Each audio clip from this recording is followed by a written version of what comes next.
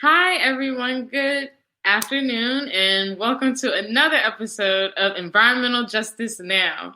My name is Leah Jones, and I am the Faith Community Outreach Coordinator at Virginia Interfaith Power and Light. It is officially a new year with new goals, new opportunities, and new policies. Beginning January 13th, Virginia will open up the Virginia General Assembly, where laws are changed and created for the Commonwealth of Virginia. This is an exciting time, y'all, especially this year post-2020. For a lot of Virginians, the General Assembly, and myself included, is something that we learned about as kids in history books, and over the years, the details of how it works, naturally fades to the archives of our brains. So join us today and over the next few weeks, every Friday at 12 p.m. as we briefly review how the Virginia General Assembly works here on this episode, as well as our policy priorities this 2021 season for the next coming weeks.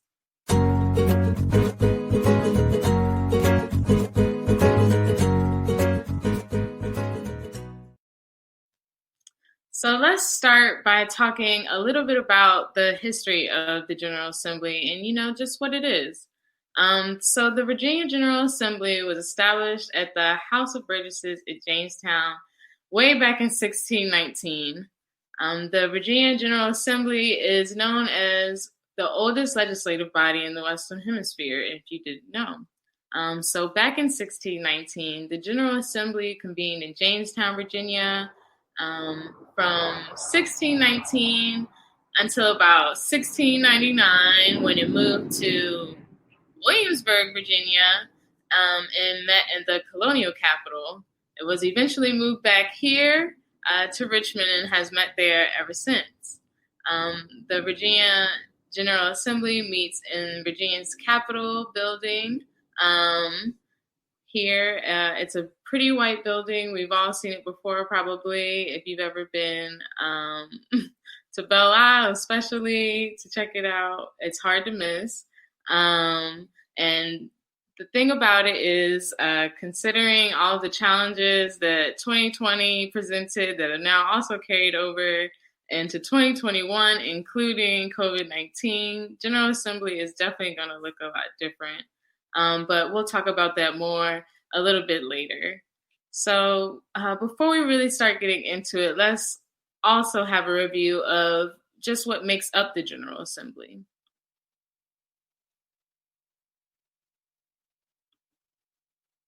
So how does it work? What really gets done here? I know I'm throwing out a lot of words. So in order to make our laws, the General Assembly meets, and it consists of a meeting between the Senate and the House of Delegates. This decision to meet this way was solidified back in 1776 in the Virginia Constitution, confirming what is called or referred to as a bicameral legislature, meaning two. This consists of the House of Delegates and the Senate of Virginia. The Senate and the House of Delegates comprises of 140 people total who make the laws, known as legislators. There are 40 people in the Virginia Senate and 100 folks in the Virginia House of Delegates, making 140 total. The General Assembly convenes each year on the second Wednesday in January, quickly approaching. And whenever the General Assembly meets, they are reviewing potential bills and resolutions created. So, broken down, here are the steps. So someone has an idea of new legislation, write down this legislation after, meticulous research and writing. This bill is presented to delegates and senators. The legislators then decide if they would like to support the new bill and bring it to their committees, where the bill is then further reviewed.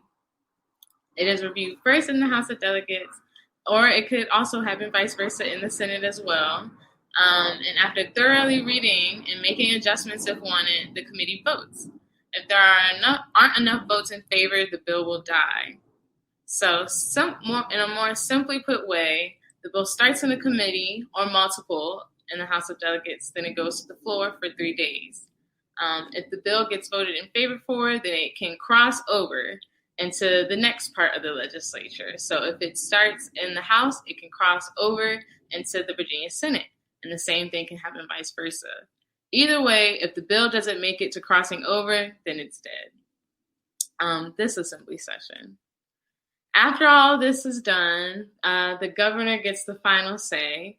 After analyzing the legislation once, the General Assembly adjourns, and then the General Assembly can reconvene on the sixth Wednesday after General Assembly officially ends in order to consider the governor's recommendations and if any veto legislation has occurred.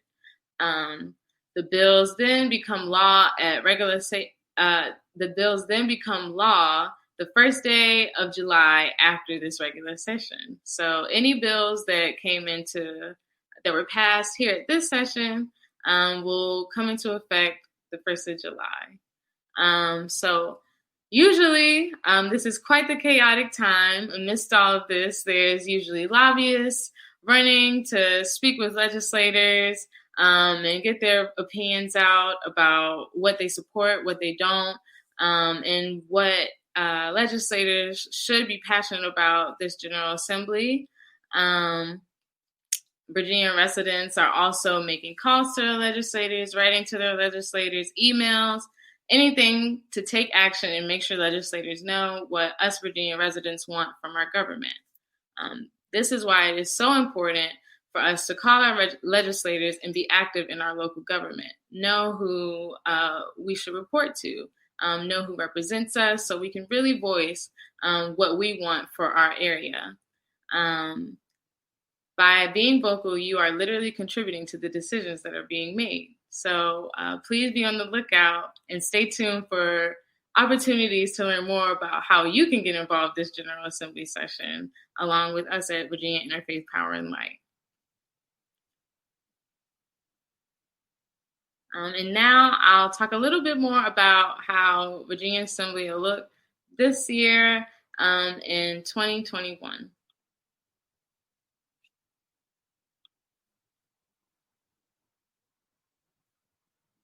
So this year, like I said, General Assembly will start January 13th and will occur until the 27th of February. Like I mentioned earlier, usually everyone can be in and out of the Capitol building, but of course with COVID-19, things aren't going to go that way at all for safety reasons. So instead, we will be meeting on Zoom as best as we can and meeting with our legislators that way. And having lobby meetings will still occur, even though they won't be as they usually are. As I listed, there are opportunities to sign up to lobby along with us. You can find those over on our website. You can volunteer here at this link to sign up to volunteer as a lobbyist with us. You can sign up to not only reach out to legislators, making calls or writing to legislators. You could also write op-eds, write LTEs, post on social media, make posters. But once again, if you would like to sign up to volunteer with us and lobby with us, there is an opportunity there, as well as at an event called Day for All People that I'll talk a little bit more about later. Now I will go a little bit more into about what we're actually be supporting this year in the General Assembly as our policy priorities. So here are the things that you can get behind this year. As discussed, we've done a couple of shows now on the human right to water. Us, along with Food and Water Watch, are leading a campaign to fight for the human right to water resolution that is being patroned by Delegate Ayer. This resolution proposes that water is a human right first and foremost. The realities of COVID-19 have exacerbated and amplified more than ever the critical importance of water as a quality of life issue. And for some residents Access to fresh water may be the difference between sickness and health or life and death in many cases, especially as we continue to fight disease and sickness. Virginians across the state have been and continue to be locked out of equitable water sources due to affordability challenges facing water shutoffs. With freshwater and groundwater increasingly threatened by storm surges, sea level rise, drought, the state of Virginia, it's important for the state of Virginia to acknowledge its responsibility to protect its water sources and ensure equity for its residents, to making sure that everyone has access and can afford water for growing food, cooking, bathing, and of course, sanitation purposes. Like I said, please go back to our older shows where we talk more about water and why it is so important that it be deemed a human right. You can go back on those shows on our website, and you can also learn more about it on our GA under our GA policy priorities on our website as well. We have also created a petition if you would like to further show your support for this issue, and you can sign it here at this link. As well as get the organizations that you support to sign on to our sign-on letter, which will also be listed on our website. Something else that we are supporting this year as a policy priority is strengthening the Environmental Justice Act that was passed in the last session. This bill amends that Virginia Environmental Justice Act of 2020. The proposed amendments clarify and expand the existing environmental justice policy, requiring state agencies to adopt agency-specific environmental justice policies, and further develop the environmental justice interagency work group that already exists. This bill also requires additional considerations for new permit applications to the Department of Environmental Quality and requires local planning commissions to include an environmental justice strategy when developing a scheduled comprehensive plan. So really, this bill is just about strengthening the act and really putting environmental justice communities at the forefront when these government agencies are working in communities, especially EJ communities. Another really exciting thing to support, policy to support for us this 2021 season is equity in public transportation and modernization of public transportation that's being patroned by Delegate McQuinn. This is a study that we're supporting this General Assembly. And the bill will allow the Department of Rail and Public Transportation to conduct a transit modernization needs study to really figure out, what would be best as we move forward with modernizing Virginia transportation and Virginia transit. Right now, the systems across Virginia lack a lot of the necessary infrastructure to boost ridership, reduce traffic, and lower air pollution across the Commonwealth. This is no secret to anyone who lives in the Virginia area. Moving around is not always the easiest. And when you are able to move around, there are a lot of emissions associated with the way that you move, because most of our trips are taken in cars, just because of the way that our systems are set up. So the Department of Rail and Public Transportation would conduct with this bill an audit of a full array of transit necessities that aren't in place, including benches, shelters, real-time arrival signs, GPS technology even, so that we're able to track the buses live, along with integrated payment systems, dedicated bus lanes, making sure that they're more present throughout the Commonwealth, developing transit electrification infrastructure, system maps, increasing the accessibility to bus stops, as well as increasing sidewalks and pedestrian infrastructure, and requiring each transit authority to have a public transit riders as voting members.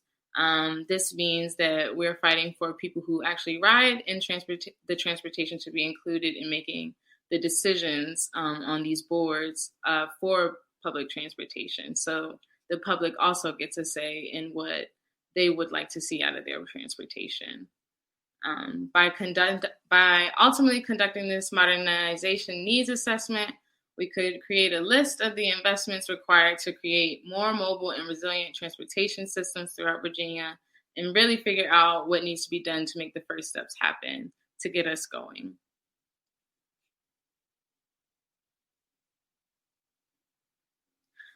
Another exciting policy priority for VAIPL this year is the supporting the Heat Stress and Farm Workers Protections Bill, which is patroned by Senator Hashmi.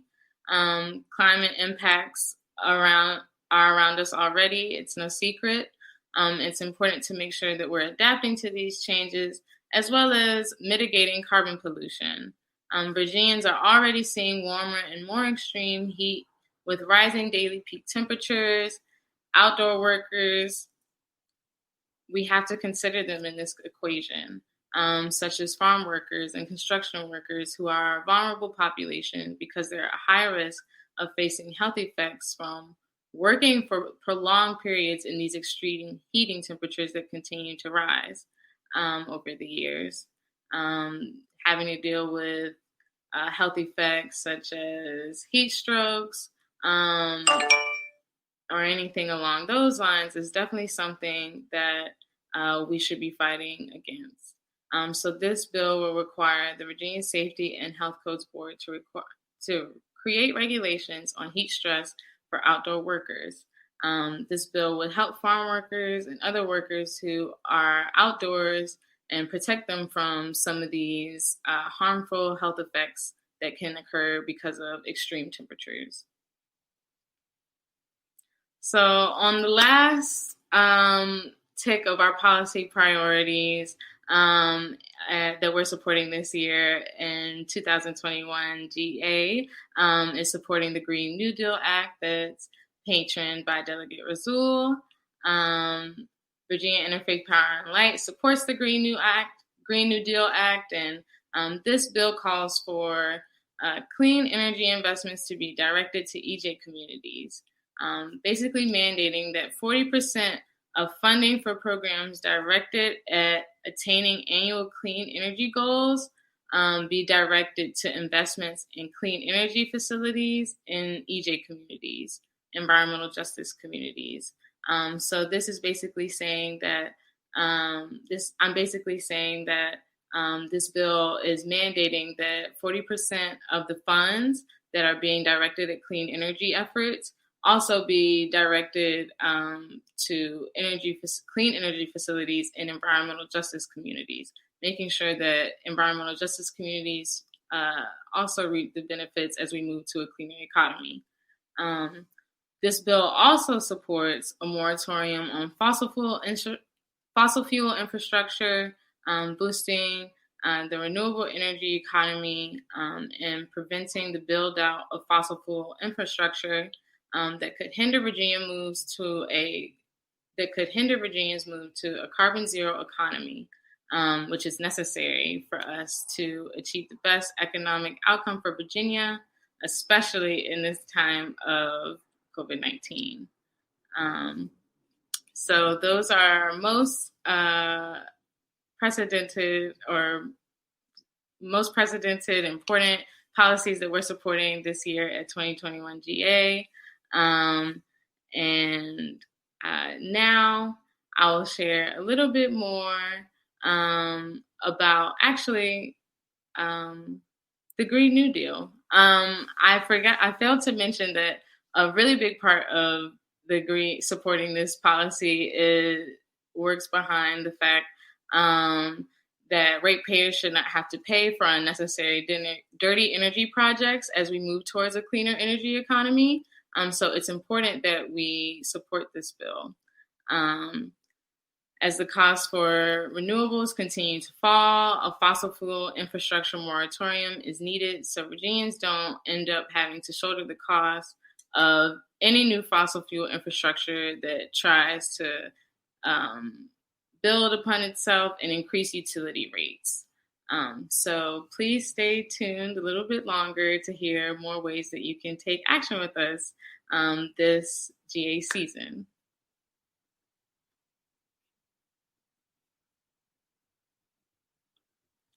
Okay, so as I mentioned before, please go to our website where you can take action with us this GA season. It starts next Wednesday. Please sign up to be a volunteer where you can do an assortment of things. Even if you don't want to directly talk to your legislators, you can email them. You can sign and share our petitions with your networks. You can also write LTEs or an op-ed on any of the policy priorities that we have this year for General Assembly, as well as if you want to do something more visual and fun, you can post on social media. You can you can make posters for us for a few outdoor events we have coming up, safe events we have coming up. Yes, that is the greatest ways that you can get involved with us this GA season. All of our materials are on our VAIPL.org GA 2021 website.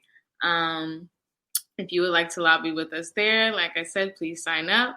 If you would also like to get involved lobbying in another point, we have another event going on along with Virginia Interfaith Center called Day for All People, where we will be having a week of lobbying. If you would like to sign up there as well, please do so and support us there. As well, there's one more thing I would like to mention. As we continue to support our Water as a Human Right resolution, we are having a press conference next. I'm trying to remember what day of the week this is, but it's January 19th. We are having a press event where we will be raising up the message of water as a human right and why this resolution is so important. We plan to have speakers there, so please feel free to come out with your mask and socially distance safely as we raise this up this General Assembly. During Day for All People, we are also hosting a couple of workshops where we'll be talking, one about the human right to water as a resolution, as well as in addition to energy burden, a workshop on that.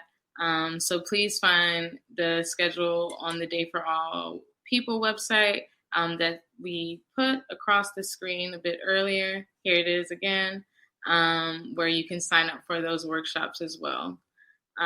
So I think this is all the information we have to share with you today about our policy priorities for General Assembly this GA season. We are just getting started. So like I said, every week, Friday at 12 p.m., we'll be back here to talk about each policy priority, as well as updates with what's going on and where our policies are in General Assembly moving forward. So please be sure to tune in over the next few weeks as we continue to build upon our campaigns and fight for the change that we want. So thank you all so much, and we'll see you next week.